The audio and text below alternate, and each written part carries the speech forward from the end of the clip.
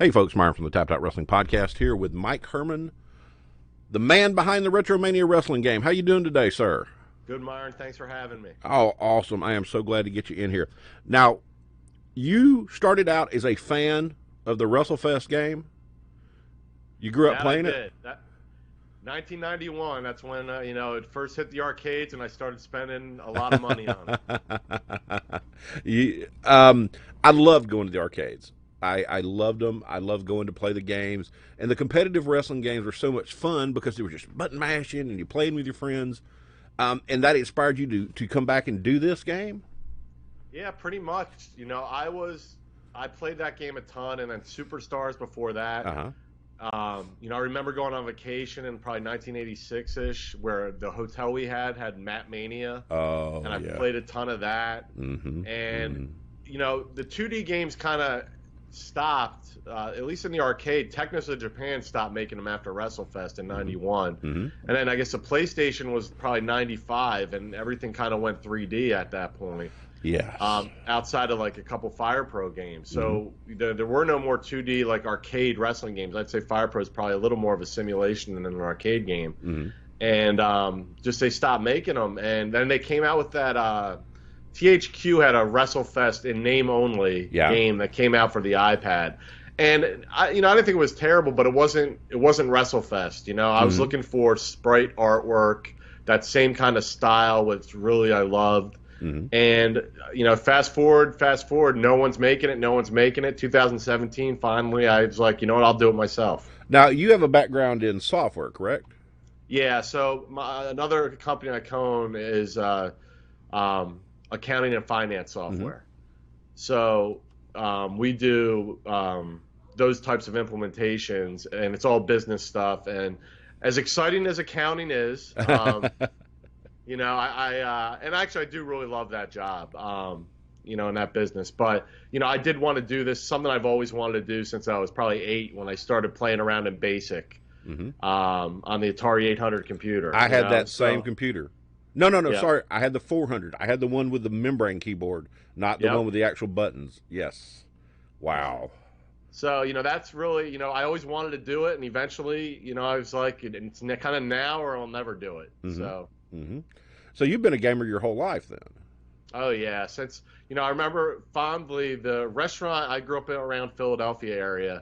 The Ground Round was a chain restaurant around here, kind of like, I think there may be a few of them left, not many, but it was like, Fridays or Chili's, anything like that, Applebee's, similar type of restaurant. But they had, at the time, in the 80s, they had an arcade in there. Oh. And I remember, like, fondly going to that arcade, like, this is like 7, 8 years old.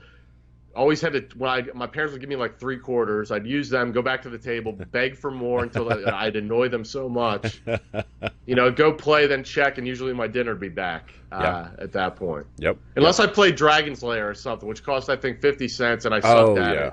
It lasted very quickly. I got out of that game very quickly. Since I can remember, I love video games. And the coolest thing I've noticed about your game is it's available on all platforms. I have a PC. My daughter has a Switch. My stepson has an Xbox One. That's a pretty good mix you got there, man. Yeah. So when we were looking at what engine we were going to build it on, and I have a developer's log that I go into if you want more information after we're done discussing it. But I looked at Unity, Unreal Engine, and Game Maker, which I already had a little bit of experience in, which I kind of dabbled in throughout the past couple of years. And it had exports to PC, Switch, Xbox One, PS4. It actually also supports Mac and Android and iOS if we ever want to go that route with the game as well. Yeah. So it's one base of code, and it's pretty easily exported to the other platforms. We had our first Switch build in like 2 hours. Wow. Now, it's not perfect. We still have some work to do on it, but it was running on Switch in 2 hours. Wow. I love the Switch. We can just plug it in and the whole family can play. And I'm horrible at Smash Brothers. I'm hoping this is a game it looks like I can play because it looks like the games I played as a kid. And you start out with the Road Warriors. Yep. How so awesome. You have the Road Warriors were the first people we signed. So they're playable in the game, unlike the original WrestleFest where they're the boss. But you hit the nail on the head. It's really pick up and play. We do have a tutorial in our story mode that'll take you through what each button does, but it's primarily a 4-button game. Just a weak, medium, and strong attack and a run button. And then you have a tag and a taunt, but they're not essential unless you're playing a tag match. But we want to keep. There's not really any Street Fighter-esque or Mortal Kombat button combinations or anything like that. It's really an easily accessible game for anybody. That sounds like a lot of fun because as I've gotten older and gotten arthritis in my hands, I can't mash the buttons as quickly. I built myself a fighter stick. I love the game, but I tend to play the slower games that the old men can play. The kids kill me on Smash Bros. It is just horrible. Yeah, I'm not that good at it either. Oh my God. And then I have to get right near the TV to be able to see. So that's bad too. And I saw you got one of my childhood heroes, Austin Idol. How cool was that? Yeah, super cool. We really, we wanted to get people from almost every era of wrestling, and hopefully with DLC we can even go back to like maybe even the 50s or something and get a couple guys. But it was I love all eras of wrestling. Each one up till today, each one has its advantages and disadvantages, but I find them all entertaining. Back to the NWA, Jim Crockett Promotions, AWA, World Class. I watched the UWF with Bill Watts. Oh wow! Yeah. I feel bad. I never in the Northeast, at least I didn't have it because I didn't have cable growing up. Neither did I. But Georgia Championship Wrestling, I think, would have been awesome to watch. I grew up in Birmingham, south of Birmingham, where there was no cable, and I got Continental and I got the WB syndicated show. Right. Everything else I'd have to rent on VHS. So I didn't get that. I missed Georgia Championship Wrestling, and I've fell into it now because now you can see anything, anytime, anywhere. YouTube, any networks. There's wrestling so much. It's just and. I want to be a kid again and enjoy that like I used to. I know. I hear you. And it's, I went back. I started watching because I would only see World Class a little bit. Occasionally it would come up, or occasionally I would stay up. It was on like at 11 o'clock on Saturday nights on some obscure station, like a UHF station. And so I've gone back actually on the WWE Network and started watching it from the first show they had on there. Oh wow, that's awesome, man. Yeah. That's awesome. The kids will never understand having to tune the TV in to try to find that rare station or something like that when it would come in at night. But you've got some really good hookups. You've got in with the NWA. I love that. They shoot here in Atlanta and are doing a phenomenal job. Yeah, it was awesome getting them on board. A gentleman helping me by the name of Mike Archer. He used to work at WWE for years, and then before that he worked at Acclaim Entertainment and was among other games that he worked on. He was involved in the Legends of Wrestling games.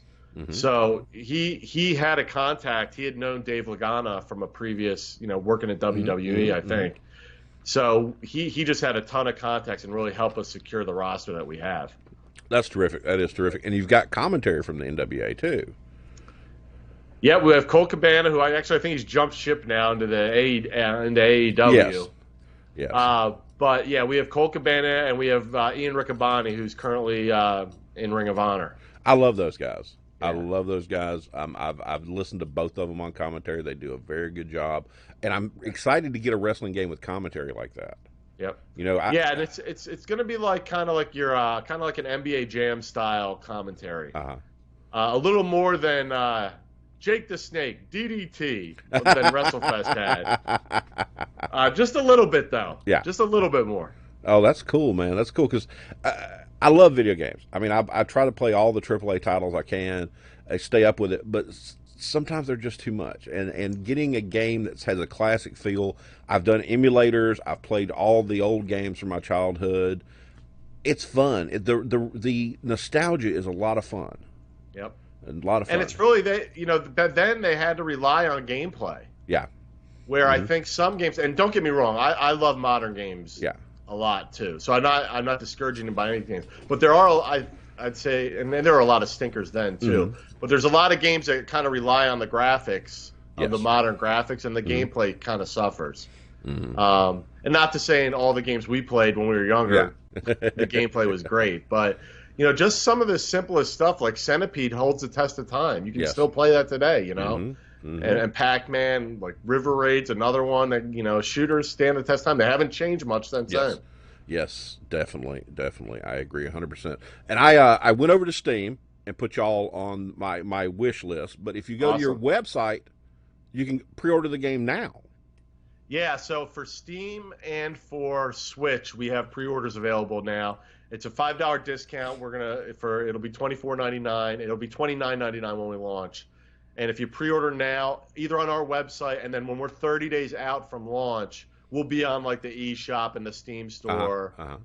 So if people aren't comfortable going through our direct website, which I know some people have a hang up on that, we'll be in all the normal digital stores when we're 30 days out from launch. And to still get that discount, pre-order discount. That's a really good deal, too, to be able to save the money, get your game, go ahead and book it early, get set up, and then when it releases, you can go ahead and play it. Now, have y'all worked on a release date for it?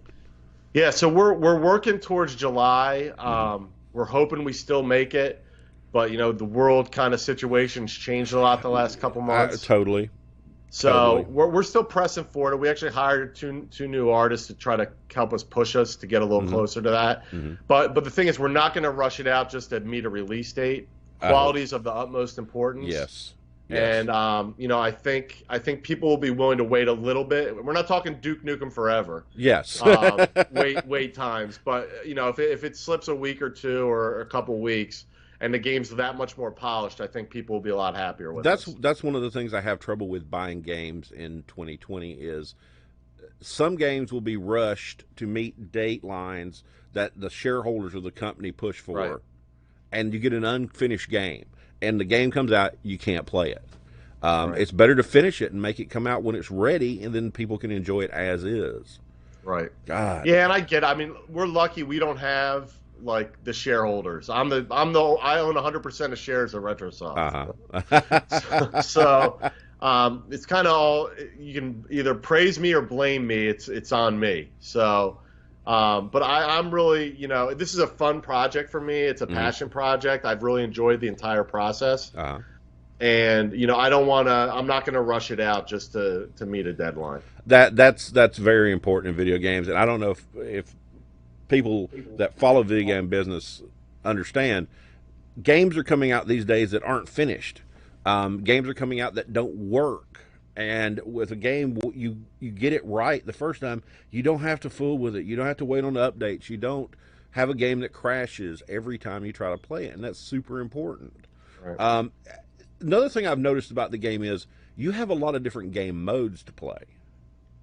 So it's funny, a guy who helps me with marketing he's like, we got to add up the number of game mode combinations and whatever that number is, promote it. And I'm like, it's funny, on a video I did last week, I was like, yeah, you could probably, if you did all the combinations, we might be over 1 million, just from one setting here or there. And I bet you there are companies that would take that and say, we have over 1 million match types, you know what I mean? But yeah, we have, singles, tag, 6-man tag, 8-man tag, 3-way dance, 4-way dance, rumble mode. All of those modes can be, elimination or tornado versions, cage match variations, falls count anywhere variations. So, we really wanted to add a lot of variety to the game and get as much replayability in there as we can. This sounds like a game that your friends come over to the house, you're going to want to sit down and get a match in real quick. Absolutely. Just and have up your to bragging 8 people. rights. Up to 8 people. 8 people. Wow. That's crazy. So we that's all user definable. We have a lot of user options. 8 is chaotic on the screen at once, I'll tell you. I can imagine. I like it. Some people have tested it, thought it was too much. So it's up to you as a player to decide how many you want to limit to the number of wrestlers on screen at once. It sounds a lot like a Royal Rumble type thing where you have all those people out there, and those matches are chaotic. That's the beauty of them, in my opinion. Right. You can't watch everything at the same time.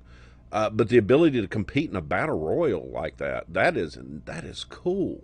Yeah. That is cool. You got cage matches, you got falls count anywhere, you got an all-star cast. How many players are going to launch with the game? So we'll give you a little exclusive here because it's the first time. I know this will air. We might have announced it, but we have 16 wrestlers at launch. The last 2 guys we signed are Matt Cardona and Brian Myers. Cool. So formerly of WWE. Uh-huh. And I'm super excited to have them in the game. Maybe we can reunite the Major Brothers in there as one of the names that they went under. But we're super excited to have those 2 on board as well.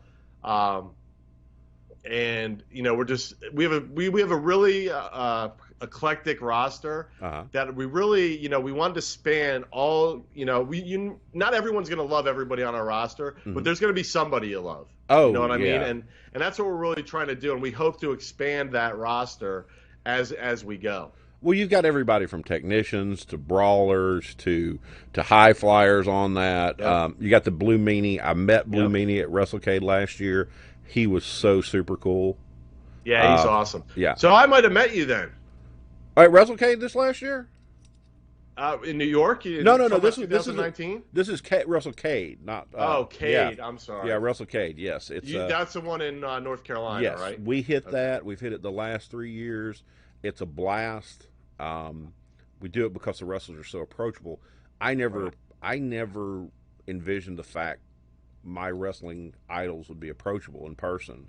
Right. And wrestling people are so cool. Yeah, I found the same thing. Like initially, we were going to go with YouTubers for the roster, just because I was so intimidated and kind of it seemed very daunting to go try to approach some of these guys. Oh yeah, they're huge. Yeah, and I finally was like, you know what? Let me try before I give up. Let me try at least to go after them. And then the first guys I signed were the Road Warriors. Yeah. I talked to Animal, who owns the rights to both of them, and the team name. And we got him, and I'm like, all right, let's go after everybody else now. It gave me the confidence I needed. Oh, definitely. You got you had to watch the behind the Dark Side of the Ring. Oh yeah. Wars. Oh God, that was so good. I think they could have made a 2-parter out of that. Easily. know? I met Animal at a barbecue restaurant. He was doing the signing. He was super cool, super nice. Told me I look like King Kong Bundy Jr. I've met him. Austin Idol's been on the show. I've met Meanie. The rest of the guys I haven't had a chance to. I really want to. I've seen Nick Aldis. I saw Nick Aldis with Harley Race back before Harley died. Yep. He is such a great champion. Oh yeah, he's the real world champion. He carries it like a champion. He acts like a champion. I'm looking right now at the picture that you got of the NWA Studios down there at Georgia Public Television. Dude, that looks really cool. Yeah, and we have a 10 pounds of gold mode in featuring Nick in it. So you have to fight through a portion of the roster to get to Nick, and then you have to beat Nick. And then you defend the title a couple times before you can kind of finish the mode. And, we were so excited once we got the NWA to get Nick involved in the game. Like you said, he carries himself like a champion. Yes. And it's awesome to see that. You know what I mean? It's just so awesome to see that. I love what they're doing. I love the studio wrestling. The game looks like studio. I mean, from that shot, it looks like watching studio wrestling like I saw on TV when I was a kid. This has got such a good feel to it. I've watched your YouTube videos. I can tell you're passionate about what you're doing. It is so cool to see somebody developing a game out of passion like that. Yeah, it's one of those things I always wanted to do, and WrestleFest by far my favorite video game. Yeah. Growing up, and I've played it, through, like you were talking about emulators. That was the first game I emulated was WrestleFest. And I've been playing it for, it's going to be 30 years next year. It's hard to believe. I think we might have a Guinness Book of World Records. I think that might be the longest time between sequels since we're the official sequel. Yes. How did you get the official sequel? Like the name? How did you have to negotiate that? Yeah, so Technos of Japan developed the original WrestleFest along with like Superstars before that, Matt Mania before that. They had the Big Pro Wrestling and a couple other wrestling games, along with like they were responsible for Double Dragon. River City Ransom. And a bunch of other titles, but they went bankrupt. Their IP was bought by a company, Then eventually Arc System Works bought the IP to the whole Technos library. Oh, wow. So we contacted Arc, and it was a hard to get a hold of the right people initially, but once I did, it was awesome. They were really easy to deal with. We had to go through a bunch of contract changes and things like that to make sure everything was covered. But once we got through it, they were reasonable to deal with, and we got the license. And we got the license for Map Mania, the IP. So like the Insane Warrior who's in there, Coco Savage. Oh, wow. So they're going to probably make an appearance in DLC at some point. But the other thing we got was, we're allowed to call ourselves the official sequel to WrestleFest.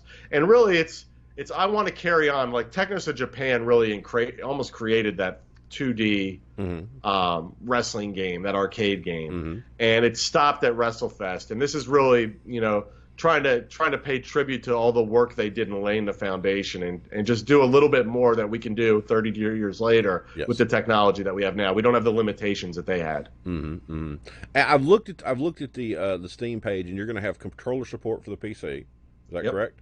That's good. That's good. I love a controller much more than I ever will a keyboard. The Switch. Oh yeah, it's actually fully mappable too. So. Oh wow. You can map. So for those of you who have arcade cabinets and things of that nature, you'll be able to map the controls to your arcade cabinet. So you can see behind me, there's a arcade machine there. That's a RetroMania arcade machine. Oh, cool.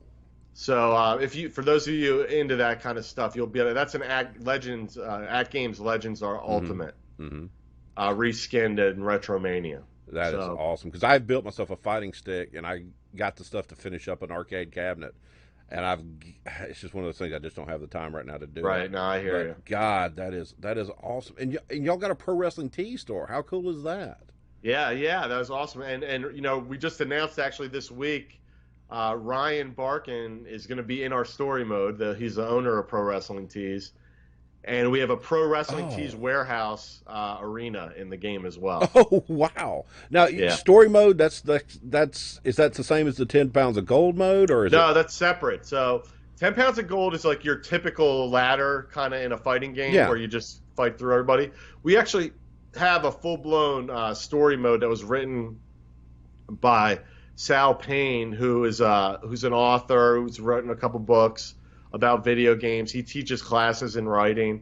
He wrote the story, and it's actually in the game. It's not Skyrim or anything like that. Yeah. But it has decisions you have to make. One of the early decisions you have is whether to join the BWO or not.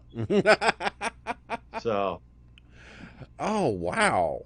So at the beginning of the story mode, there's a little tutorial that'll teach you how to play. And that's really short because there isn't much to teach you. Yeah.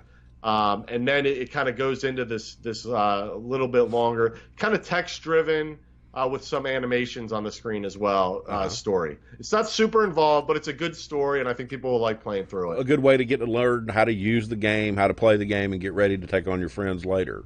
Absolutely. Oh wow.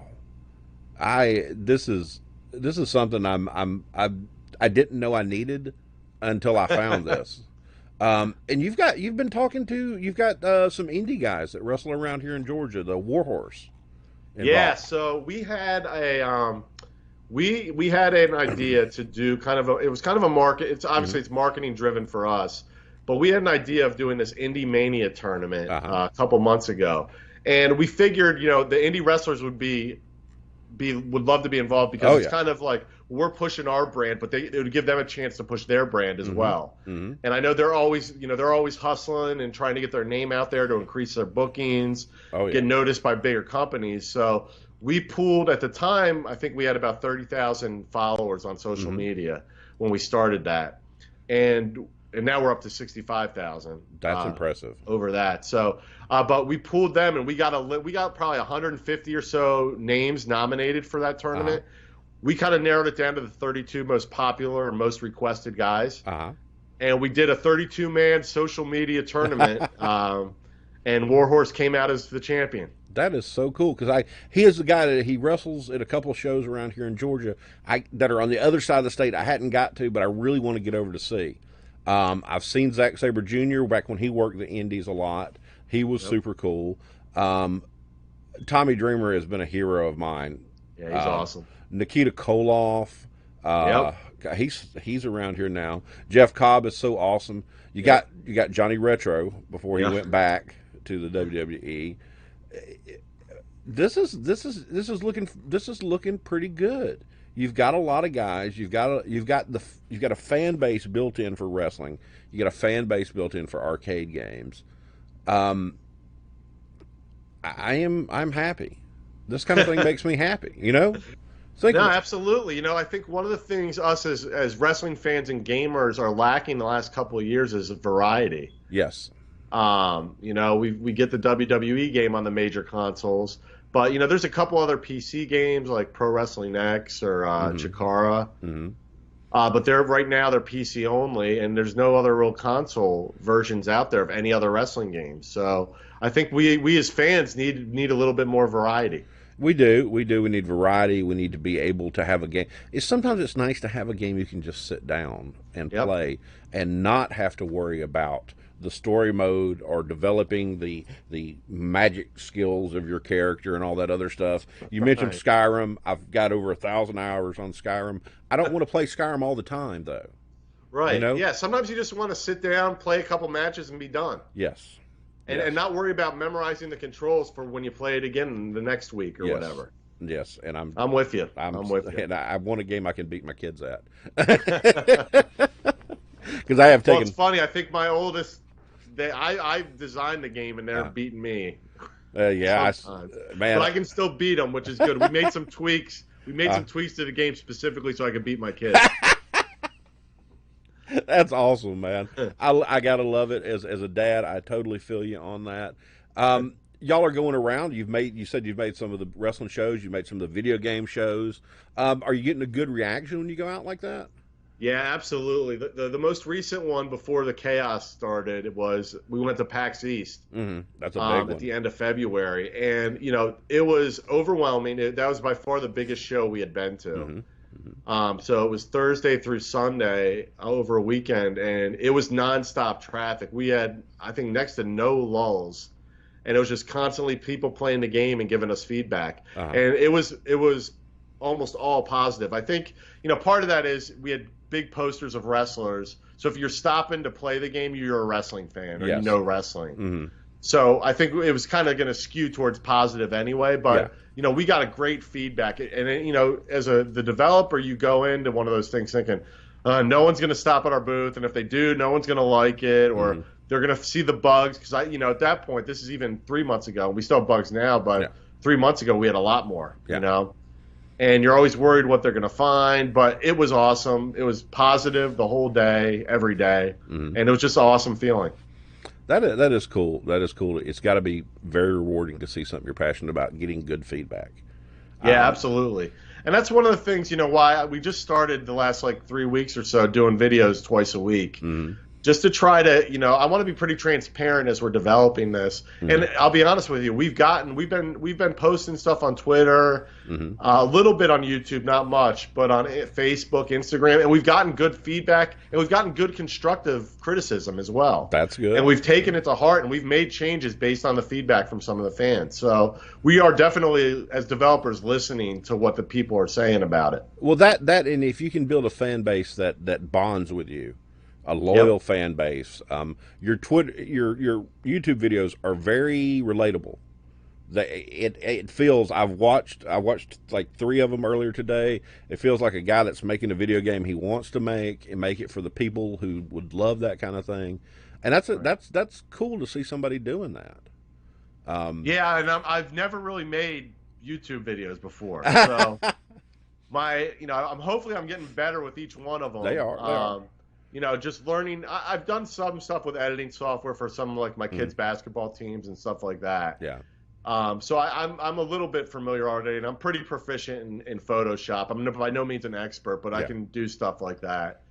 But it's, you know, I have a new respect for people that are putting out so much content on a weekly basis. It's for tough. YouTube. It's a lot of work, and you know, mine don't look great. I think they're okay, but some guys really, you can tell how much better you can get on some of the videos other people do. Oh, definitely, definitely. We don't, with us being totally wrestling based, we don't get a huge YouTube. And Right. if we did, we couldn't monetize it really well. We do great on Facebook because the Facebook videos, everybody is just scrolling. They see it, they're going to just look at it. That, Right. and we release the audio forms. And folks, this will be out. It'll be on Facebook. It'll be on YouTube. Tapped Out Pod. You can find it anywhere. All the podcast formats. Where can we find you though? We're RetroManiaWrestling.com is our webpage, and all the information of the game is on that. And then we're also on YouTube, Facebook, Instagram, and Twitter at Retrosoft Studio. If you just search Retrosoft Studios on YouTube, you'll find us. We have a bunch of videos now going out and all the information about the game if you prefer to watch it opposed to read to it. But all that information's on our website as well, RetroManiaWrestling.com. Awesome. And you can pre-order there to go ahead and get the game, get it at a reduced price, be able to play it on day one. I'm excited. I'm looking forward to it. I can't wait to hear the release date. I can't wait to hear the rumors if you're going to bring more guys in. Folks, look for this game. Follow these guys. Find their social media. Look for it on the Steam shop. It was so easy to find. Pops right up. I haven't been on the Switch shop yet because I don't think my kid can stop playing Animal Crossing long enough right now. It's not on the Switch shop yet. Not yet. Pre-order, it's got to be through our webpage. Okay, cool. Well, go ahead and get your pre-orders in, folks. And that way you can get it. I really appreciate you coming on today, Mike. I'm very excited. I think this is going to be good for wrestling. It's going to be good for guys like me who just want a good wrestling game. Thank you for coming on. Contact us if you need anything. You have a great night. Thank you. You too. Thanks for having me. Thanks.